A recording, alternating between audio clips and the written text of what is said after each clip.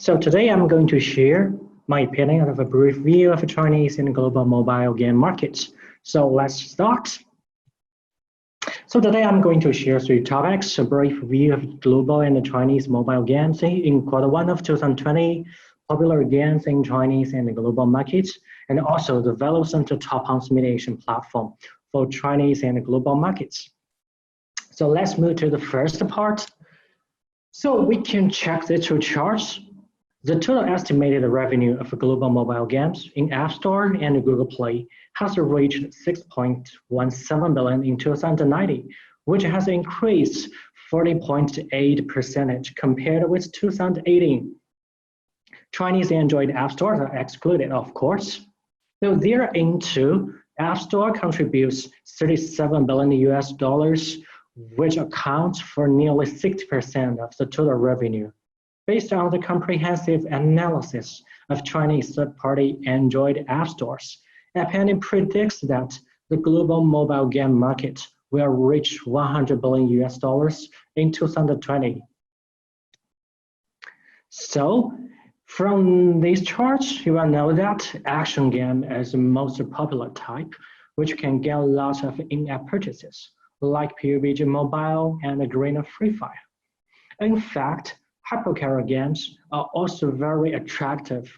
According to the report of Sensor Tower, the total downloads of new released top 20 games have reached 2.1 billion in 2020. Over 70% of it are hypercasual games. As for the growth rate, casual games and puzzle games are better than other categories, which have reached 22% and 26%. So for the UA codes for casual games of main countries in 2020, compared with the data shared by Liftoff in June 2019, the user acquisition costs for casual games of main countries have nearly doubled. So it's really cool for us. And for the monetization's part, in February, the data of rewarded videos in Australia is very impressive from this chart. The eCPM of Android devices reaches the top and even higher than its iOS devices. And for the interstitials, Japan has got the best performance. As one of the world's top 3 mobile game markets, Japan has attracted lots of game developers. According to the latest observation of TopOn, Chinese game developers have occupied 1/5 of the market. And for banners, it's as normal. The CPMs are quite stable and not that high. And then let us move to the Chinese market. And you can see that the total revenue of the Chinese mobile game market has reached $23 billion in 2019, which has increased to $3.5 billion. And the growth rate is around 80% compared with 2018. And the user scale of Chinese mobile game market has reached 620 million, which has increased to 3.2% compared with last year. And for the downloads and the revenues, there is no doubt that action games and role-playing games have got the best performance, no matter in China or in other countries.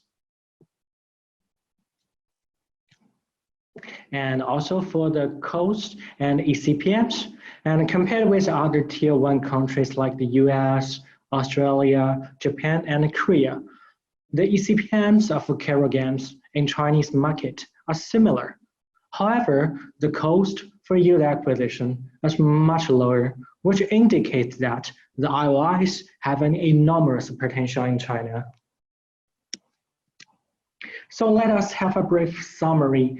Due to the COVID-19 in China, especially in February, ad impressions in mobile games have increased nearly twice as much as Europe.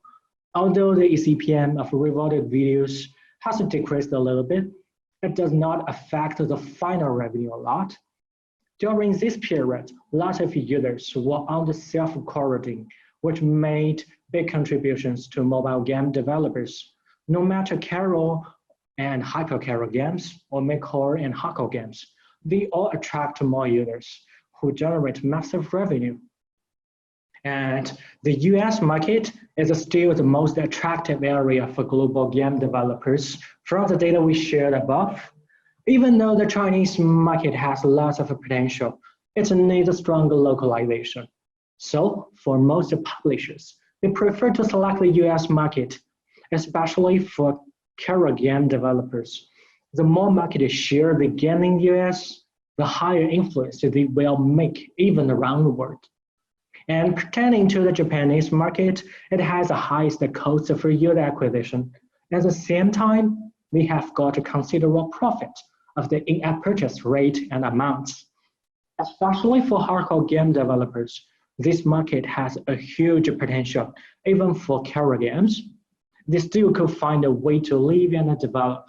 So, if you want to enter this market, it is highly recommended to have a deeper understanding of Japan and the Japanese players, since their unique culture and products localization should not be overlooked. And the last is the global coronavirus disease is quite severe recently, so I do believe more and more people will select to do self-segregation. So less entertainment will lead more users to play mobile games. Global mobile game downloads and revenues are expected to reach its new peak. At the same time, I have to emphasize that the Chinese market has a tremendous potential. According to the latest statistics and the prediction, the Chinese casual game market will reach 4 to 7 billion US dollars in 2020, around 10 to 20 million US dollars per day. So, for the second part, for the popular games in Chinese and the mobile market, I'd like to select two typical games for further evaluation. So, judging from the recent changes in the hypercasual games in Google Play and the App Store lists, more and more players have been attracted by games that are close to live scenes, like Wood Turning 3D and Slap Kings. From the development process for hypercasual games, it can be divided into 3 stages according to the changes of playing methods and the designing styles. Stage 1 is migrate from classic arcade game, and the next stage is upgrade visual effect to 3D, and the last one is game scenes are closer to life. And for the Chinese market, the Spring Festival holiday for 2020 that have become more long due to the coronavirus. During this period, the money-making game in China has become very popular. On the basis of a common gameplay methods like merge, elite, puzzle, word, chess, and cards, these kind of games have added a new popular element, red pockets. Their advertisements for user acquisition will use win real money and other attractive words and money symbols. In these games, users need to invite friends to join the game and watch ads to make money. Of course, users can withdraw deposit after it has reached a certain amount. However, the process is quite hard and they need to spend a lot of time and invite more people. So you can check the screenshot here. This one is returning 3D and it's published by Voodoo and have got 35.2 million downloads in February. And it's one of the typical games in China and also in global markets as well. And also in the domestic market, this is Sunny Pig Farm as very typical and popular. And they are always in top 10 downloading list since it has been released in the last few months and have gained over 100 million cumulative users on iOS and Android devices. So from these two games, we can find some similarities and differences. So for the similarities and the product level, the themes, they're close to life and have localized characteristics. They could shorten the distance with players through matching their interests. And for the playing methods, very easy to learn and play with simple and direct operations. Players can do it all with only one finger. And also the sustainability. Both of games have considered the sustainability. They combine the simple playing methods with the game's internal growth system and value system to extend users' interest and freshness and increase the playing time. And for the monetization level, they are all based on in-app advertising. There is no subscription or in-app purchase involved. And pertaining to the ad format, they all contain rewarded videos, interstitials, and banners. And they all designed similar ad scenarios that get extra coins or tools through rewarded videos and display interstitials while switching game scenes, and all banners will not affect the user's operations. And for the differences, Scientific Farm, except for the traditional monetization methods, this game has added the localized characteristic, the red pocket mode. Increase the playing time and attract more users and invite more friends to join by using players' desire of making money. And they have designed 7 ad scenarios to stimulate it. And for the wooden turning 3D, the game takes the advantage of an interesting playing method as its core to guarantee the long-term retention rate and attract more users through its reputation. Interstitials are more frequent.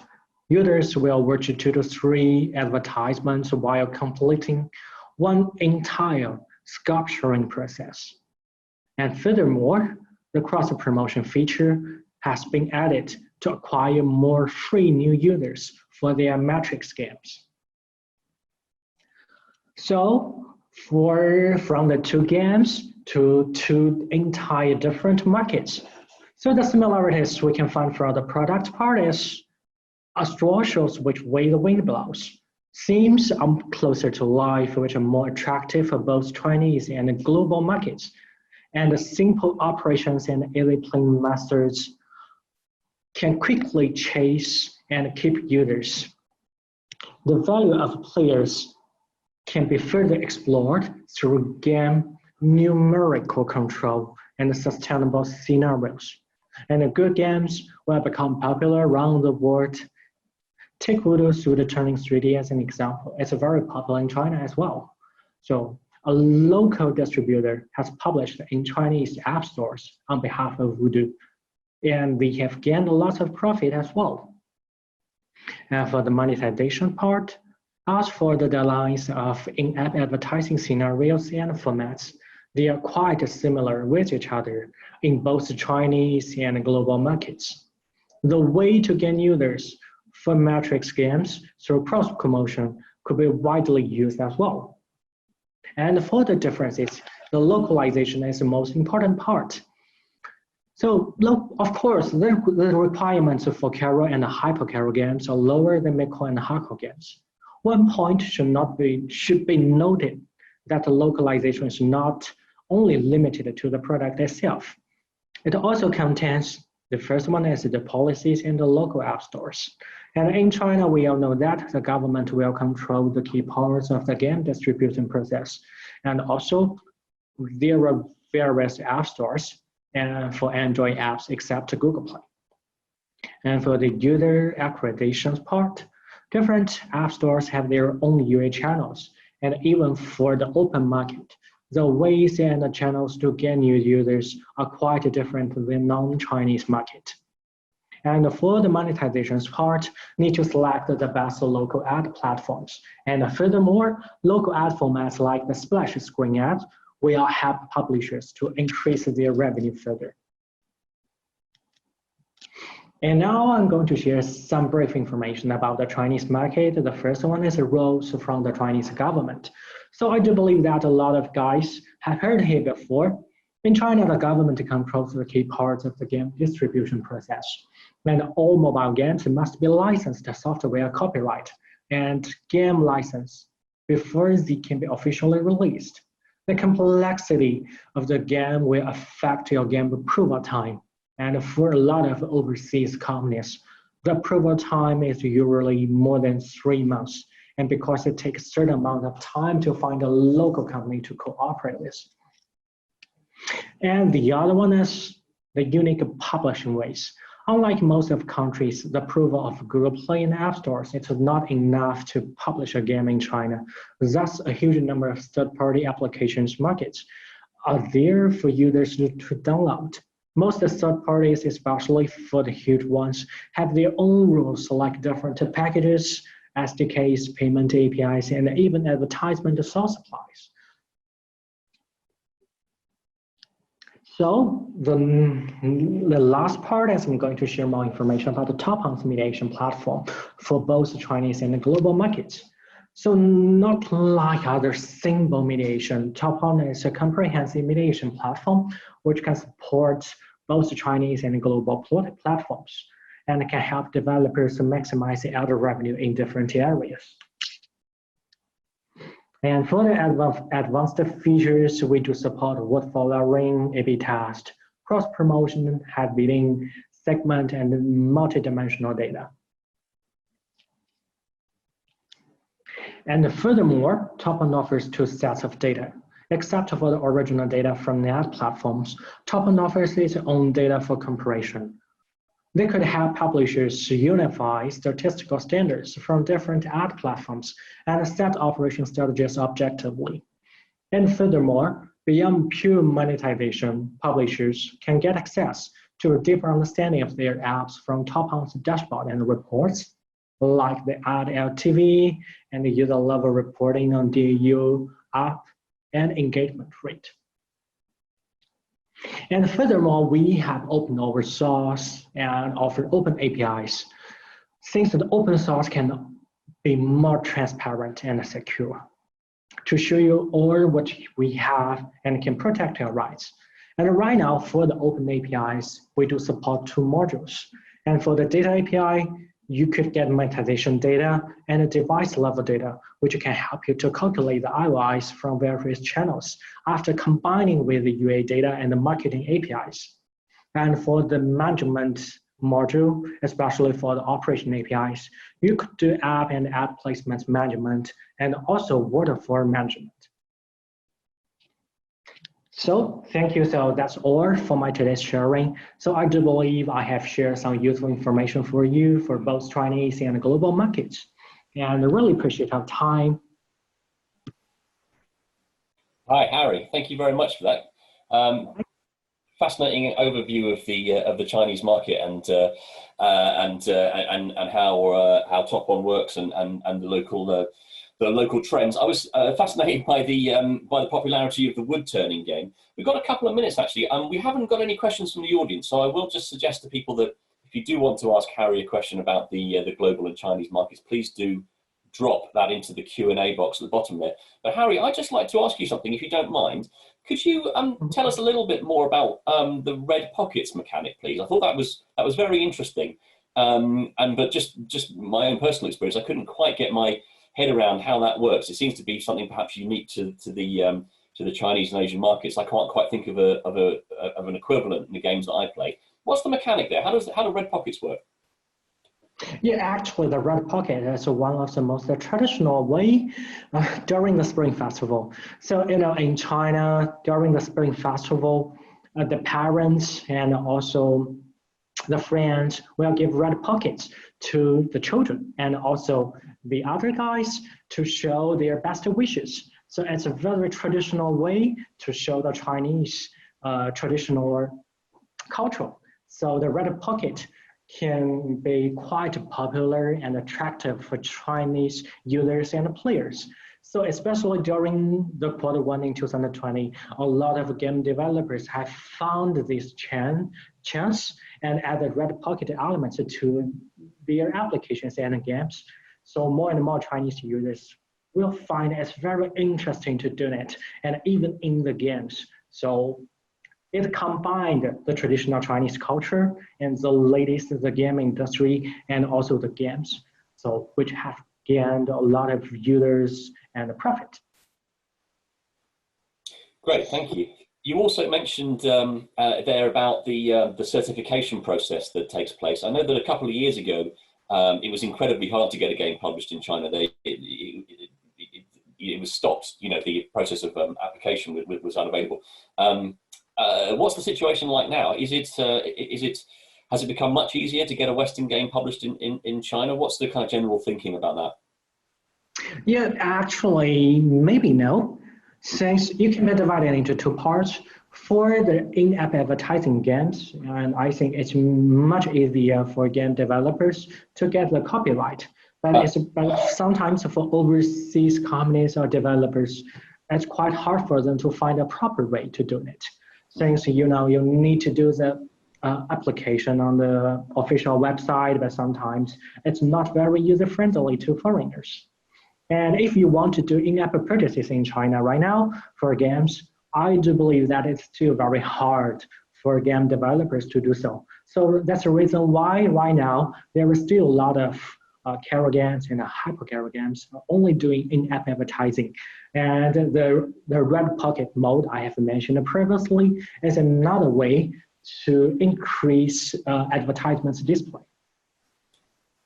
Right. That's fascinating. Thank you very much, Harry. We're kind of at the end there. I think we've got a couple of more questions. Time for a couple more questions if there are any. I can see that someone's dropped a question into the window. So Harry, if you don't mind, I'll read it out to you so everyone can see it. Ryan asks the question: what would be the biggest holdback or issue for a game to get released in China? Yeah, actually, for Chinese market, it's quite special. And as we all know that, especially for Android apps, there is no Google Play here. So if you want to release your application, especially for Android's part, you need to get more familiar with the local rules, not only from the government, but also from the open market part.